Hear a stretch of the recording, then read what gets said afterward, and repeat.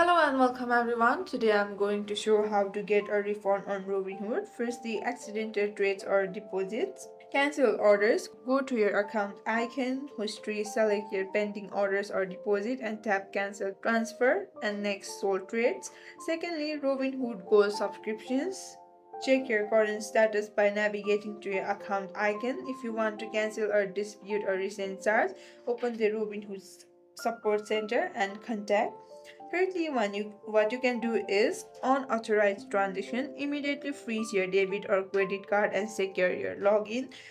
Visit the Robinhood banking disputes. Note that Robinhood evaluates whether your action facilitates the security breach when assessing if you qualify for a reimbursement.